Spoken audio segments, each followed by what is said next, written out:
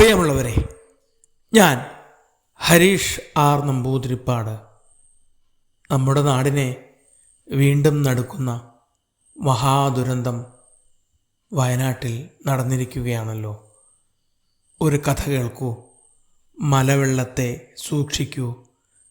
മാന്യമഹാമൃഗങ്ങളെ, പ്രിയമുള്ള കാട്ടുവാസികളെ ശ്രദ്ധിക്കുക. കാട്ടിൽ വലിയൊരു ദുരന്തത്തിനുള്ള സകല സാധ്യതകളും കാണുന്നു. മലയടിവാരങ്ങളിൽ പുല്ലുമേഞ്ഞു നടക്കുന്നത് സുരക്ഷിതമല്ല. മരച്ചുവട്ടിലും മലയടിവാരത്തും നിൽക്കാതെ പരമാവധി അകലെ സുരക്ഷിതമായ സ്ഥലങ്ങളിൽ എല്ലാവരും നിൽക്കാൻ അറിയിക്കുന്നു. കാനന സർക്കാർ കാട് മുഴുവനും അറിയിപ്പ് നൽകി. മലയുടെ ചോട്ടിൽ നിൽക്കല്ലേ, മഴവെള്ളത്തിൽ നീന്തല്ലേ, പെരുമഴ പെയ്യും നേരത്ത് ഉരുളൻ കല്ലുകൾ ശ്രദ്ധിക്കൂ. മലയിൽ ഉരുൾപൊട്ടാനും ഉരുളൻ കല്ലുകൾ താഴോട്ട് ഉരുണ്ടുവരാനും സാധ്യത കൂടുതലാണ്. സൂക്ഷിക്കുക. അടുത്ത അറിയിപ്പ് വന്നു. പിന്നെ ഇതൊക്കെ ഞങ്ങൾ എത്ര കണ്ടതാ. ഉരുള് പൊട്ടുന്നു, വെള്ളപ്പൊക്കം വരുന്നു, മലയുടെ മുകളിൽ എവിടെയാ വെള്ളം? പുല്ല് മേഞ്ഞുകൊണ്ടിരുന്ന ബിണ്ടൻ കാട്ടുപോത്തും ചെണ്ടൻ കാട്ടുപോത്തും പരസ്പരം പറഞ്ഞു. ദേ കണ്ടില്ലേ, ഭീരുക്കളായ മാനുകൾ പേടിച്ചോടുന്നത്. അത് നന്നായി, അവറ്റയുടെ ശല്യമില്ലാതെ പുല്ല് തിന്നാലോ എന്നു പറഞ്ഞ് കാറ്റും മഴയും വകവയ്ക്കാതെ കാട്ടുപോത്തുകൾ പുല്ലുതീറ്റ തുടർന്നു. പെട്ടെന്ന് മഴയ്ക്ക് ശക്തി കൂടി. ശക്തമായ ഭൂമി കുലുക്കം പോലെ ഒച്ച കേട്ടു.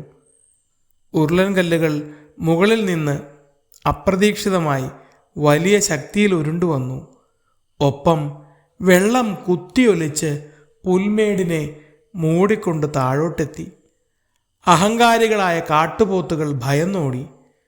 ഉരുളൻ കല്ലുകൾ അവരുടെ ദേഹത്ത് തൊട്ടു തൊട്ടില്ല എന്ന മട്ടിൽ ഉരുണ്ടുപോയി. കുത്തിയൊലിച്ചു വരുന്ന വെള്ളത്തിൽ 2 പോത്തുകളും താഴോട്ട് പോയി. വെള്ളത്തിൽ കിടന്ന് കൈകാലിട്ടടിച്ച് കരയുന്ന പോത്തുകളുടെ ശബ്ദം ആരും കേട്ടില്ല. മഴവെള്ളം അവരെ കുത്തിയൊലിപ്പിച്ച് താഴോട്ട് കൊണ്ടുപോയി. അവർ സർവശക്തിയും ഉപയോഗിച്ച് വശങ്ങളിലേക്ക് നീന്തി. കരയേതാണെന്ന് കാണാൻ കഴിയുന്നില്ല. 4 വശവും ഒരുപോലെ വെള്ളം. കുറേ ദൂരം നീന്തിക്കഴിഞ്ഞപ്പോൾ ഭാഗ്യവശാൽ ഒരു തുരുത്തിൽ അവർക്ക് കയറിപ്പറ്റാൻ കഴിഞ്ഞു. ഭാഗ്യം, രക്ഷപ്പെട്ടു. അറിയിപ്പിൽ പറഞ്ഞ പോലെ അനുസരിച്ചാൽ മതിയായിരുന്നു. ബിണ്ടൻ പറഞ്ഞു. പോയ ബുദ്ധി കാട്ടുപോത്ത് പിടിച്ചാലും കിട്ടില്ലല്ലോ. ഒരു പുൽക്കടി പോലുമില്ല തിന്നാൻ. വെള്ളമിറങ്ങുന്നതുവരെ പട്ടിണി. ചെണ്ടൻ കൂട്ടിച്ചേർത്തു. അതെ,